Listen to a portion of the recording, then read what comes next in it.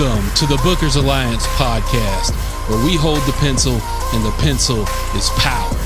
Coming at you right now is your host, Marky Mark, along with the man, the myth, the legend, Frank Donaldson. Join us as we discuss the ever-changing landscape of professional wrestling. So hang on tight, you jabronis, and enjoy the ride.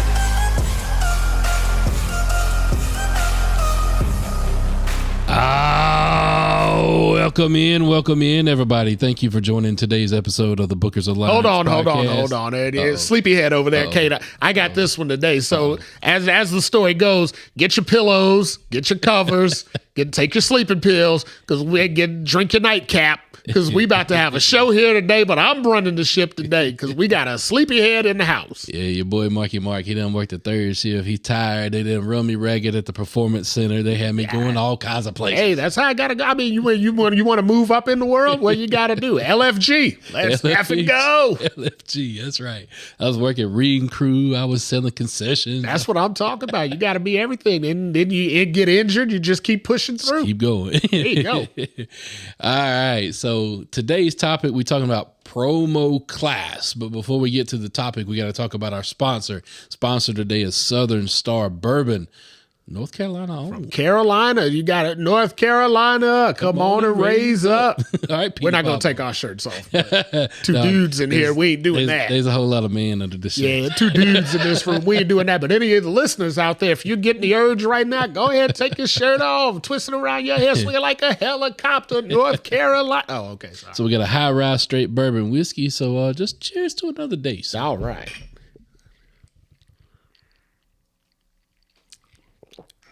Ooh, I like that. Smooth. I like that a lot. Got some sweet in it. And went down smooth. That might send you right on to bed there. Distilled in Statesville, North Carolina. Exactly. Right up the road. We're getting that fresh.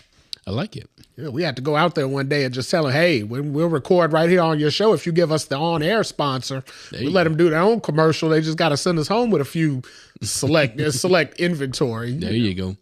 All right, so we're talking about promo class. Obviously, the world is talking about John Cena and his quote-unquote "you people" promo. You people, that's what he said. You people. And I said, who people? Yeah. Wait a minute, people. But that could have went a couple different ways. Yeah, it can. But but John's invited to the cookout. Yeah, so if anybody's gonna be okay to get away with saying a "you people" and we'll understand what he means by it, it's pretty much gonna be Cena.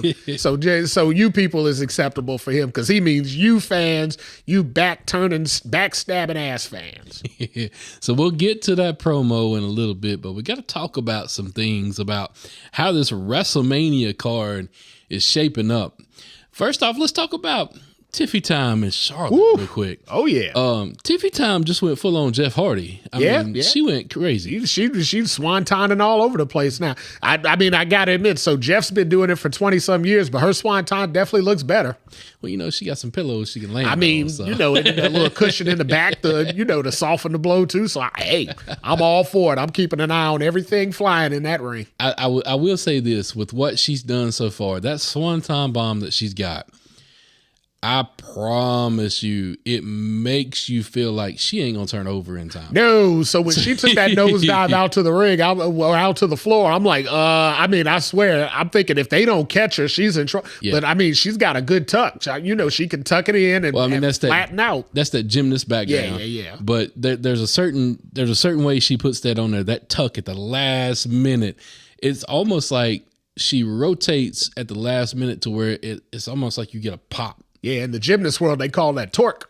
There you go. Good term. Call that torque. So her swanton's really cool. So yeah, we got the same kind of moonsault vibe going on between her and Jacob Fatu. Yeah. But that swanton that she's got, Jeff Hardy, Kevin Owens, even Jacob Fatu, he's done a swanton before. None of them have a swanton kind of like that. No, I mean, but again, she's 10 years younger than the lowest one of those people that was named and 100 pounds lighter at the least. True. And she's a full-on gymnast. These guys are backyard wrestlers. So, I mean, at the end of the day, she's trained to do this and make it look expert. And, I mean, hey, she's using it to her abilities. Now, the question is, which WWE are we getting while this match is being booked?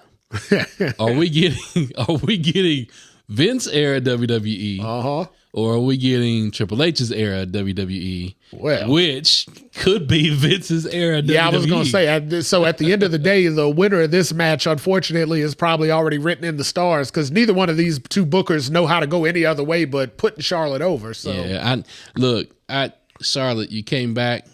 Kudos to you coming back from your injury, working through it. But man, oh man, what a match this could be if you truly kind of elevated and put over Tiffy.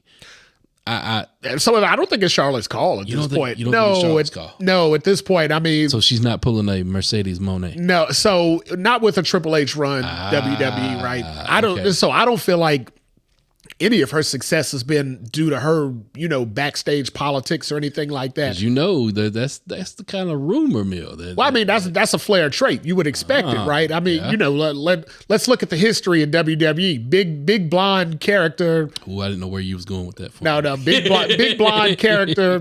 Muscular. With a emphatic name in the business. Mm-hmm. I mean, characters like that usually pull their weight around. They throw their weight around and they, kind of like Hulk Hogan-esque there. This ain't gonna work for me, brother type. Yep. So I mean, Charlotte could do that. But if you listen to all of her interviews, all of her, her documentary type interviews, not her on-screen stuff, I'm talking about like Ashley interviews. Mm-hmm. She always says, hey, I don't feel like, I'm at my best, or I don't feel like, I deserve this, or I don't feel like I earned this. And I believe her to her core. I do believe she thinks that way. So I don't think she's in the back saying, hey, if I don't get this title, I'm going away. I don't think we're going to see Charlotte 4 belts Flair going around. None of that nonsense, right? I wouldn't be surprised, especially knowing the history of, Tiffy saying that Charlotte's kind of her inspiration and all that. I wouldn't be surprised to see Tiffy go over. I mean, it's the perfect time for it. It's the perfect place. I just don't see that Triple H booking saying, no, we're going to bring Charlotte back after this long injury and she's going to drop a fall. That's just not his way. There's some things, though, that are happening between Tiffy and Charlotte that, see if you follow where I'm going with this, though. I feel like they're trying to get Tiffy a little bit more gritty than just being that whole in-ring wrestler type vibe. So you got Tiffy jumping off of the barricades and doing moonsaults, outside the ring and stuff, right? Yeah. Charlotte's been known to do that too, right? Yeah. Charlotte has also been known to have a match or two with a Sasha Banks. Yeah. To where they utilized the freaking handrail in the stairs in the arena. Yep, we were there. She stretched her through we were in the building handrail. Yeah, that was great. So I think this match at WrestleMania needs to be one of those matches where it goes everywhere. Yeah. I don't necessarily need to see weapons. I don't need to see them get color. I mean, they can get color if they want to. I don't want to see that at all. But at the same time, this needs to be one of those matches where these girls are out there jumping off everything, doing everything, tables, all this other stuff in the crowd. I want to see Tiffy get gritty with her character, the wrestling part of her character. I hear you. I mean, they're both super athletic, so it's not like we're going to, it's not like they're going to have a hard time getting, pulling off any moves they want to do. But let's be honest, neither one, it's not going to be Bret Hart, Mr. Perfect, right? No, neither one of them are ring technicians. They're not going to go out there and it ain't going 60, right? This ain't going to be a Flair, long, what did he used to call it? A Broadway. It's not going to be a Broadway or anything like, we're going 12, 13 at best. But, I mean, it can be super athletic. It can look great. They can both put each other over in their spots or whatnot, and they can get to where they need to go. So I see a good match, by no means, possibly even a great match. Like I said, I hopefully see them looking at the new generation and saying, hey, it's time to put over the young talent. But I don't know that that's not going to happen in other matches. So I don't know if we can do that in every match. I'd like to see Tiffy. Maybe she's not the first, but I can't remember any other. I'd like to see Tiffy counter the figure 8. That would be interesting. I don't know that I've ever seen anybody else counter the figure 8. I don't even know how you could. So, I mean, being able to see it would definitely be interesting. So I hope they're listening so they can find a way to work that. Whatever agent's working that match, you got 6 weeks. Get on it. Get your ass on it. Get on it. Absolutely. All right, let's talk about the potential triple threat that we've got coming up between. I mean, it's not potential, right? It's all paper. Well, once it gets on paper, it's a legal contract. We might have been talking about two different triple threats, but we'll go with your triple. No, hold on. I want to go with which one you're going on. Talking about Seth, Roman, and Punk. Oh, I thought that was locked. They haven't. Nope, not locked. It appears to be locked by the time this show airs. We usually air on Fridays, so probably SmackDown. Seth said he's going to show up. Punk's showing up. Roman's supposed to be there. Yeah, there's no point in having all that. Although, if I'm Brussels last week when Heyman's out there trying to sell me a ticket to go, to fly out to where they at, Italy or something. No, I'm pissed if I'm them. I'm like, no way you're going to tell me, oh, well, just fly 3 hours across the country and you can come and see Roman. No, don't even come out there and tease it. Paul, we all knew you got a big set. But damn, you telling them people to get on cheapo airlines and telling them that Mussolini's not there anymore? Yeah, just tell them haul across the country and go see some Roman Reigns. Wow. So that triple threat is going to shape up. We know that that's coming. What are the odds? What are you thinking right now? Where do you think that's going to wind up going? So, at this point, we definitely looking at no young talent to put over. So, no, we're not. All three guys are well over their mid-30s, one well into his mid-40s. So, we damn sure ain't trying to get no young talent over. We're not trying to make a star or whatnot. These are probably the three biggest stars in the company right now from that era, right? You still got your Randy Orton from the era past, and now you're bringing in your new age, era or whatnot. But from that, I don't know, the last 10 years kind of era since Cena was out type window, it's been these three guys. So, you can't go wrong with not putting anybody over. My question is, who takes the fall? I was just about to get to that. Who goes over is kind of an afterthought at this stage. Which one of them three want to take the fall? Roman is not taking the fall. No, absolutely not. But I don't know if I see Roman winning. No, I don't. Me neither. I see Punk winning. Me too. I see Punk winning. I feel like that's the only way to justify his whole main event thing. Punk's gonna wind up getting the fall on Seth. I think that's the whole exactly reason. What I think too.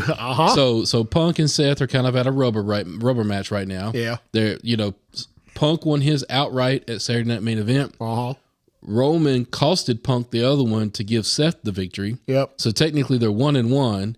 If they go this way, in Punk's mind, he wins the rubber match. Yep. But in Seth's mind, this will be a rematch at Backlash. Yeah. It'll be the exact rubber match at Backlash between Punk and Seth. Let's be honest. Doesn't it feel like Roman's just kind of in it because there's nothing else for Roman to do? It does. Is Roman not the biggest face in the company right now? Let's call a spade a spade. Cody's doing what he's doing. We're bringing in The Rock. John Cena. All of them are in one match. But come April 21st, all them names that I just said minus Cody Rhodes are gone. You know what I mean? So they're out of here. So here's the way I look at this. I know we're going to disagree, but here's the way I look at this. I think you've got Roman and Cody 1A, 1B right now. That's kind of where I see it. But I also think without Cena, Roman would be your top guy. Cena is forcing Cody into the top guy position. That's what I think. So because The Rock's affiliated, I get it, but oof. So again, the same thing though. Come April 21st, come Monday at Raw, Cena's out. I don't see him putting a full schedule in. The way they're back. The way we think of a full schedule though, I don't think he's looking at it as a full schedule. He's running the full schedule through the Euro Tour. Right, the Euro Tour is over after Mania. That's what I'm talking about. The night after Mania. He's got the weeks leading up to Backlash too. So I think he's got a full slate in between now. So you think we'll see him? Backlash. You think we'll see him at the Raws and SmackDowns between April and May? I do. I think you're going to see him disappear for the heat of summer. He'll come back SummerSlam, disappear for the fall, come back for Survivor Series, and then run it out potentially through December in a Saturday Night's Main Event. Because I believe the rumor is Saturday Night Main Event is supposed to emanate from the Boston Garden. Oh, well, that would be classic. So his hometown. That'll be his hometown. He can go out in front of his hometown. So if what you're saying is the case, then, and he's gonna be there, in the ring and on TV, that means he's winning, right? Well, we ain't got to that match yet. I mean, you got to slow your we're pace. we're having it right now. That means he's winning. So that's going to be my take on it. We'll revisit it when we get back to it. But you don't have him around to revel in the loss for a month after his loss. I mean, so damn, they're scripting us that he's going to win. Well, thanks a lot. But I mean, Roman's the garnish in this whole match right now. You got your sizzle, you got your steak with Punk and Rollins, and I feel like Roman's the mashed potatoes. So Roman came off of a 4-year run, though. So let's think about this for a minute. Roman comes off of a 4-year run. For those 4 years, there were people on stage, but nobody was the main character. Roman was the main character. Yeah, absolutely. For 4 years. So for him to play second fiddle for a little bit, okay, let him take a heartbeat and play second fiddle. He said himself after this run, he wanted to potentially look at that part-time role anyway. Shit, he's already on a part-time. He's been on a part-time role for 3 of them 4 years. So, I mean, if I'm Triple H, if I've got my key player wanting to be a part-time role in the business as hot as it is right now, I can't have him as my key player. I need somebody else in there. And I think that's where Cody's footing the bill. Well, yeah. I mean, I guess. And obviously, if you're saddled up with Cena and The Rock, I mean, yeah, then he's definitely the babyface top guy in Mania. But I mean, after having so look at Hogan. When Hogan had his 4-year title reign, right? There wasn't a point in time. I gotta look at Hogan. You got to it just for. I Can I just think? Do I have to look? Can I just think? You gotta look. He's the only comparison that fits this mold that we live through. I mean, bald head. Past that, we'd have to go to Bruno and Bob Backlund, and we didn't live through those 2 eras. Backlund just as ugly. Backlund was winning his title when I was born, but I wasn't watching it in the womb, so I didn't know what was happening. So I just heard hearsay. But Hogan's the only comparable, character that we have that we've actually witnessed. But after he lost the title, after he dropped to Andre at main event, he never got out of the main event picture. He immediately saddled right up next to Macho Man, who was your champion. Yep. They tagged, they did a whole year-long storyline to put Hogan right back at top. That formula did not work. I mean, we could question it. We could look at it. We could say, hey, well, who else did we build in that time? Ultimate Warrior, and that was kind of it. So there could be flaws to poke at in it, but it isn't like it was a failure. When Hogan was crowned champion next year at WrestleMania 5, it isn't like everybody was like, ugh, we don't like this. I mean, everybody was hot for Hogan again. Do you really want to scale Roman back to, dare I say, mid-card, and then hopefully he elevates other people, and then you put him back in the main event scene, or do you keep him in that main event scene? Roman's that guy that's never going to be back mid-card again. He's never going to go for Intercontinental or U.S. title. You'll never see him back mid-card. But I think what you will see is you'll see Roman take a step back so others can advance. I can see that. So where do you think this match happens? This triple threat match? Yeah. It's Mania. But, right, at Mania, but I mean, where in Mania? We know it's going to main event, but it shouldn't. We know. I don't think so. I think it'll main event. I think they're gonna try and do right, even though they're screwing it up getting there. Yeah, I feel like they're gonna try and do right by Jay and herald his championship win as something big. Let's move on to that Jay thing. Yeah, we got to talk about it because I mean, Jay thing. So IWC, y'all are chirping hard at my boy Jay. Y'all are chirping hard, saying that boy don't deserve it, botching everything. Y'all even going as far as calling him top dollar. I mean, come on. Yeah, he ain't that bad. He ain't that bad. Come on. Nah, look, I ain't gonna sit here and be like I'm all Jay's boy and everything. But at the same time, look, Jay deserves to be there. Yeah. He deserves to be there. Y'all sitting around here going, no, he don't deserve this. They really pushing him for that. Blah, blah, blah. No.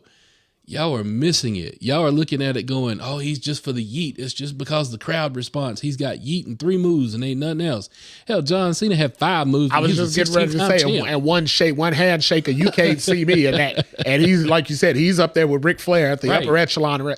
That's what it is. That's what wrestling. Hogan had 1 leg drop, 1 body slam, and a whole shitload of posing and a song. And he's one of the greatest of all time, no matter how fucked up of a human being he turned out to be.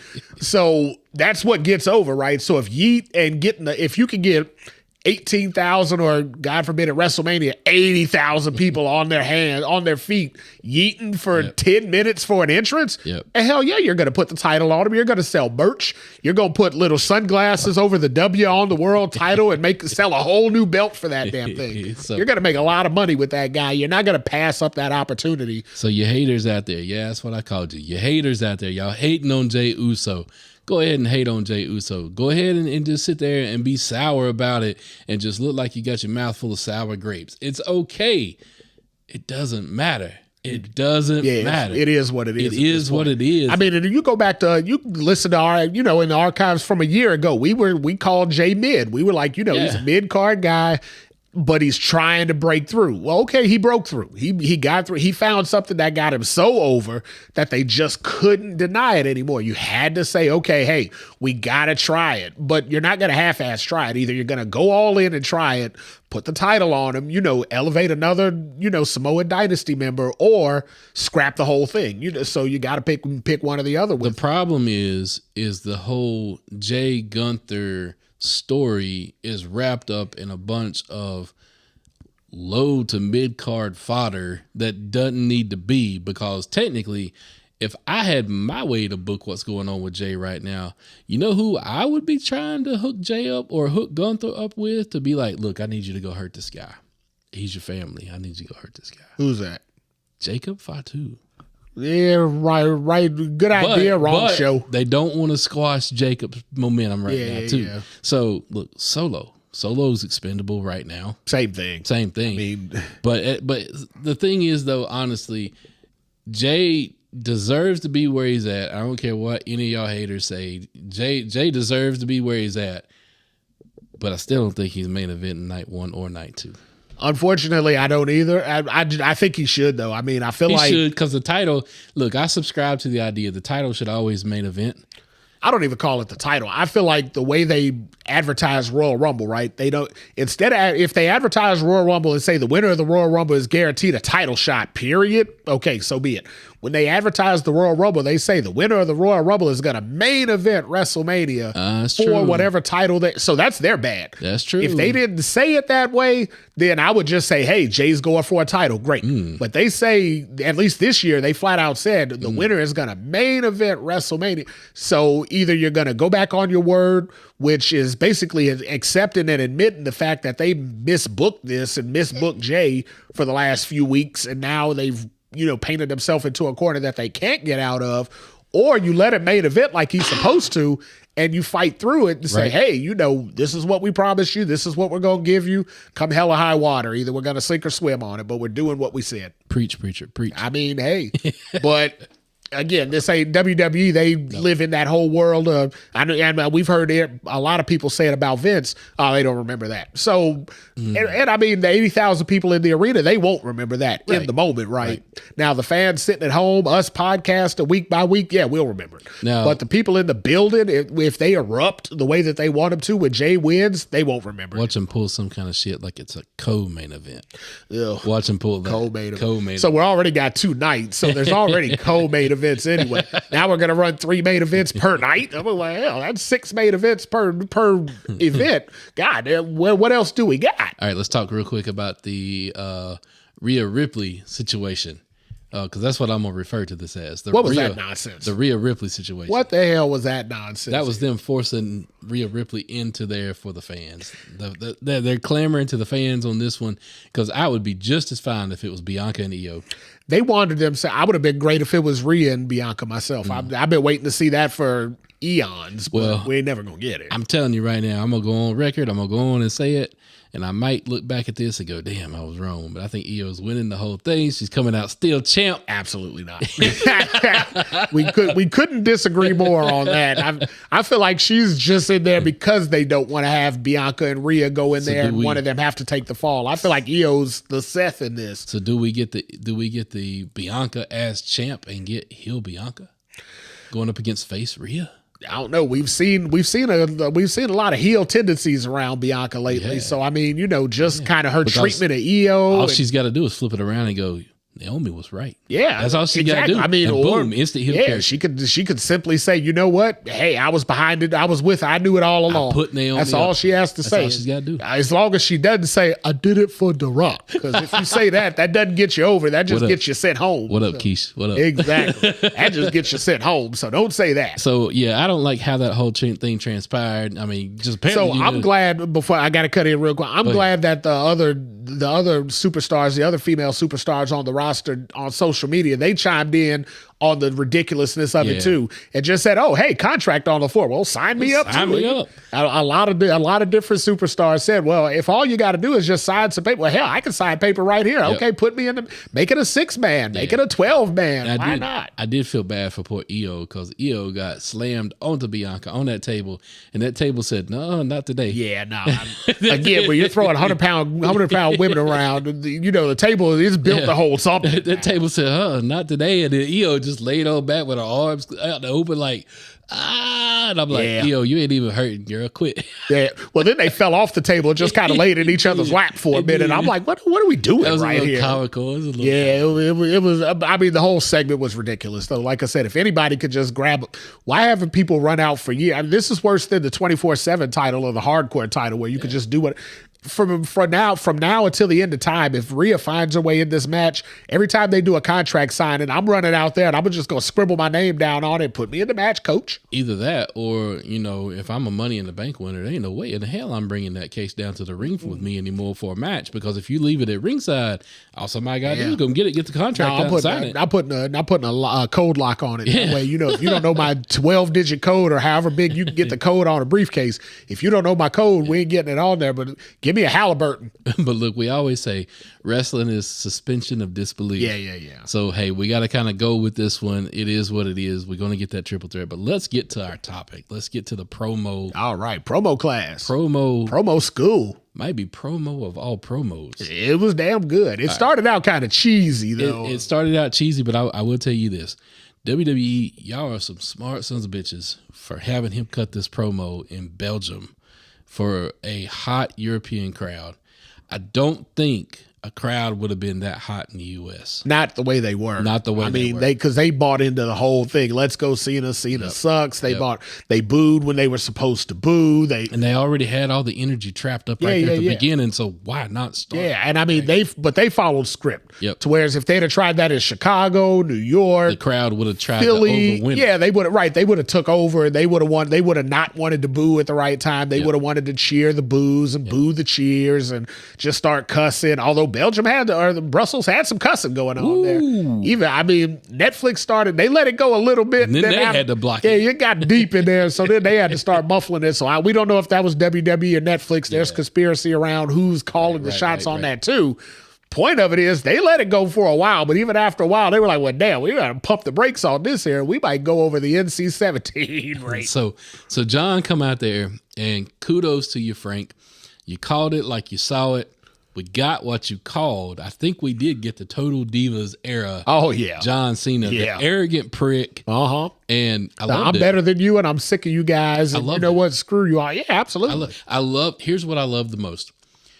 A lot of us were sitting around going, we want new look, we want new music, we want new attitude, we want this, that, and the other. John Cena, you son of a bitch. You turned it around on all of us, and you went to the point was like, y'all want this? You get none of it. Absolutely. That's the best part of it. Him, much like The Rock, can do this because of his status in the company. Yep. But he listened. He listened to the feedback. Yeah. He didn't, this was 2 weeks ago that he did the heel turn. It didn't like it happened on Saturday and then he came out Monday. Right. He gave it a week or two. He listened to all the feedback, took it all in, and then he used it as fuel to push that promo, which pissed people off even more because he's like, damn, you're talking directly to me because I said I wanted you to change your colors. I didn't want to see this red bullshit no more. I wanted to see you in a suit. I said it last week. I want to see him in his promo gear. I want to see him in a suit with his little red shoes and his orange tie and all. I wanted to see all that. Cena said, you know what? F you. I'm giving you exactly what you've always. And he also, keeping in mind, sold a ton of merch that night because you saw 1,000 guys in the arena that he pointed out individually and said, you bought this stuff. You bought.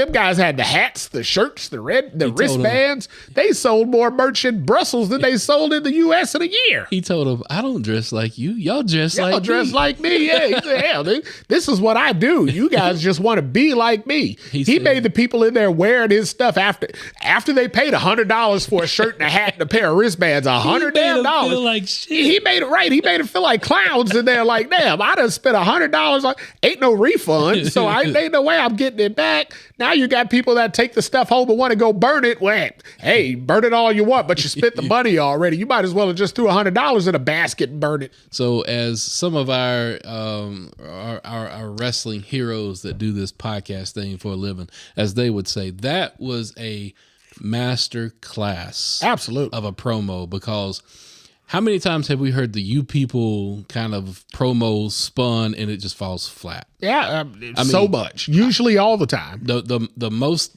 epic one that I can think that I ever heard and it fell flat was Daniel Bryan. Exactly where I was thinking. Daniel come out there and tried to do that, and they all they wanted to do was yes all night. They yesed all through. That's all they wanted to do. And he was like, "You're fickle, and I'm like, he tried his best to heal. He tried so hard to heal on it, and all they wanted to do was yes. But that's again, you got to pick the right crowd to do it in front of. You do it in front of an international crowd that's not trying to take over the show. They want to play into the show because they've never had the show over there. You know, they've never had Raw in their country before.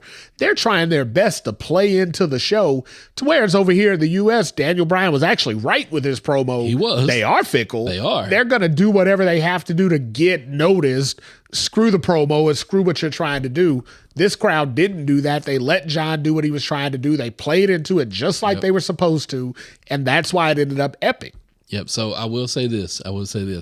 As a dad, man, my heart went out to that little kid. Did you see his face when Cena called him out? You can see this kid right over here. You can almost see the tears want to pour down that boy's cheeks when he said that. Like, oh my God, did my hero just crap on me? But you know what though? That was the beauty of it. Even though as a dad, I felt bad for that kid, but the beauty of it was it drew me back to being a little kid. It drew me back to Ric Flair saying all that shit he used to talk. And then Dusty talking all his shit. Oh, yeah. But then Dusty wound up bleeding and beat up by the end of the show. And that was my hero. And I'm looking at him and I'm going, damn, why you gotta do him like that? Like, well, hell, look at it from my perspective. I mean, growing up a Hogan fan, right? Hogan did this in '96. By that point, I was a teenager. I was 18 years old by the time Hogan did it. I knew the business. I knew the ins and outs. Could you imagine if he'd have done that when I was 8? Oh my God! I mean, I would have been wearing. I had the headband. I had the tank top. Right. The Hulk Hogan had a workout set with barbells and a dumbbells, and I had all that nonsense. Right? I had the foam finger, everything. If I'd have been standing there wearing all that stuff, cheering for him, and he'd have came out there and told me, like he said in '96, you fans can stick it, I would have been that fan in the crowd crying and oh my boo-hooing and all. So I mean, you're looking at these kids now. Now, again, in the U.S., it wouldn't have went over the same way because we're jaded AF right now. True. It did work. But over there, where these kids have idolized Cena for their entire lives, and then he goes over there and does that. I mean, you got the reactions you were supposed to get. You got the crowd to participate. They couldn't have drew it up any better. I think they lucked into, because usually the European tour comes after Mania. But because Mania is coming late this year, they kind of had to reverse course on it. I think they actually lucked up in it to be able to go overseas and do some of this stuff there in front of those fans before Mania. And I wouldn't be surprised if we see it going that way going forward. Agreed. So by the end of John's promo, John tells us that we all suck. We bully him. He's not a face. He's not a heel. He's a human being. And he tells us that we can all go pound sand, and he broke up with us. What do they always say? Everything a heel says got to have some truth and reality in it. Otherwise, it's just nonsense and BS, right? True. Everything Cena said had reality. Cena called it out during the promo. He's like, you guys are proving my point right now. I sit there and, okay, so two things. I sit there as a fan, enjoying the moment. But as a critic, that's what we do. Absolutely. We got to take notes. We got to put on a show. As a critic, every time John Cena would say something, I'd go, yeah. That too. Yeah. The best heel promo is when you see the heel's point of view. Yep. And you're like, damn, you got a point, but I'm still pissed off about this whole thing, so I don't care. Like, still F you. Right, but but in the back of your mind, when you stop and think about it, you're like, he wasn't wrong about that, but F him. Yep. Yep. So John gets to the end of his promo, and then you get the Cody. You knew that was coming. They've been advertising the first time they were under the same roof since Royal Rumble. So let me shed some light on something real quick. Gotta give some props to Uncle Bully. Uncle Bully said something. I gave some thought to it. He's right, but I want to point it out so everybody can kind of understand where this is coming from. Uncle Bully says those fans were 30 seconds away from flipping that promo and cheering John Cena. It was inevitable. It was 30 seconds away. He said Cody came out at the exact right time. Kudos. That's true. And here's where I know he's right. And here's what I observed in the moment. Cody came out. Cody did his whoa at the ramp, at the turnbuckle, got in the ring, took his jacket off, walked around.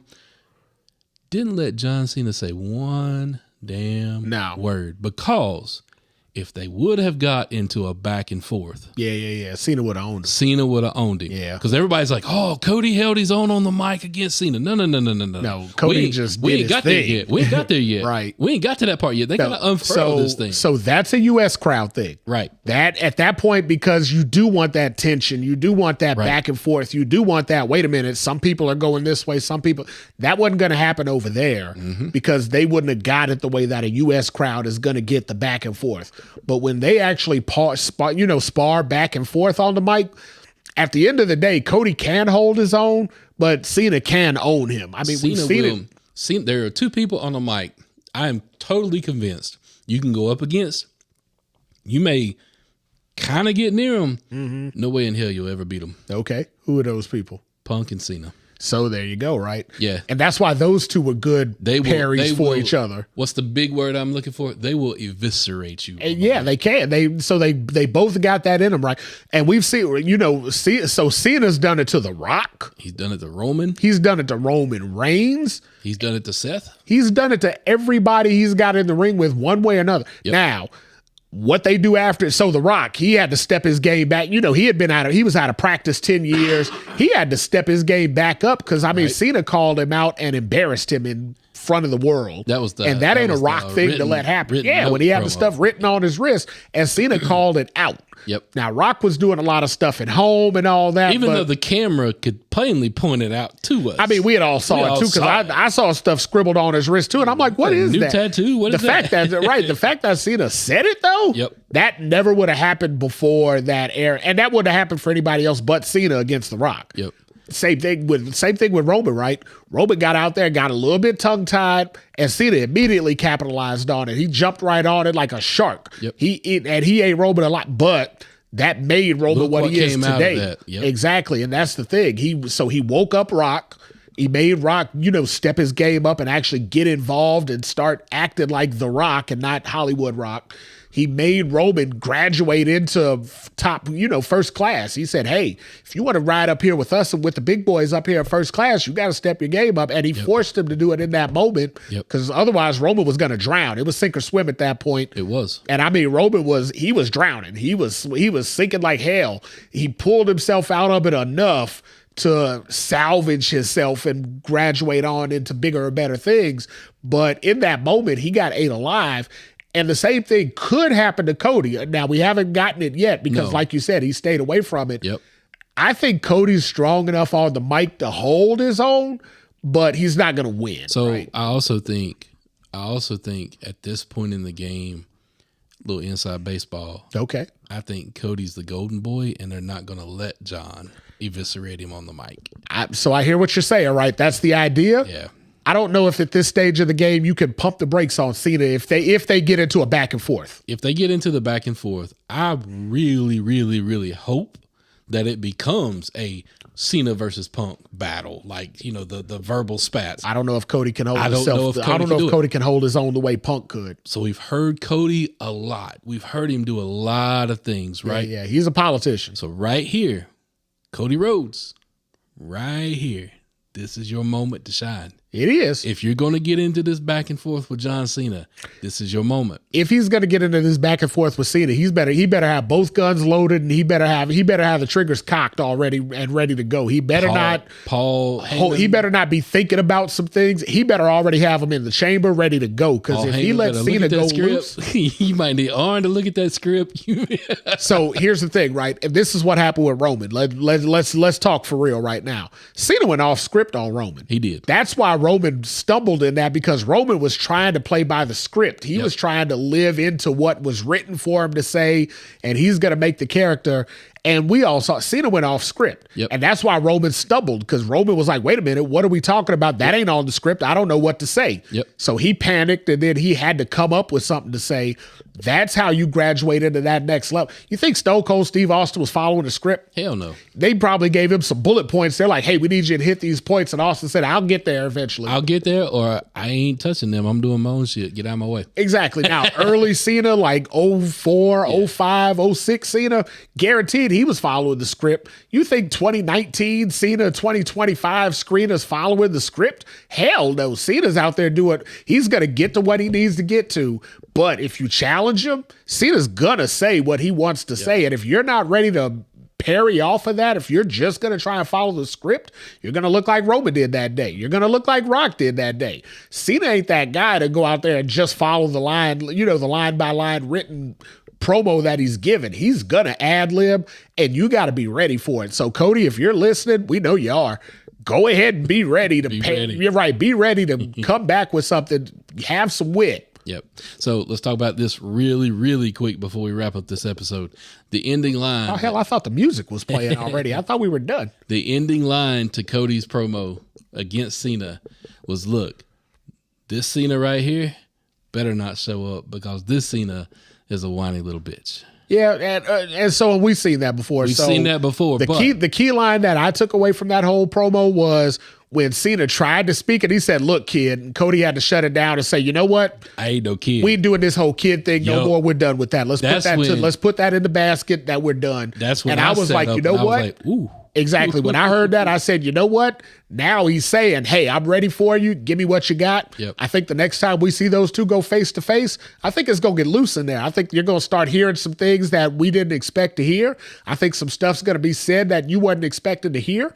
And I think we're going to see if Cody can rise to the battle. I don't want to see any physicality between these two until WrestleMania. No. I highly doubt they ever touch. The only physicality I want to see between these two is verbal and emotional physicality. That's it. Yeah, at best, you may see some pushing or something like that. But yeah, I want to see if Cody can rise to the occasion, because I know Cena's going to put him on the edge, and he's going to bring him there. Absolutely. All right, guys. So this was our episode on the promo class, the epic promo that John Cena had to be at least within the top 10 promos of all time that he definitely. So drop us a line on our social media platforms. Tell us what you thought about his promo, the You People promo. Tell us why you thought it worked, because out of all the You People promos that we've ever heard, his might be the best one that will ever be heard, because it fits for his situation. It's definitely up there. All right. Thank you for listening to today's episode, everybody, and we bid you adieu. Peace. Hey, now you can't be saying that You People stuff on this podcast. You got to talk about it what it is, man.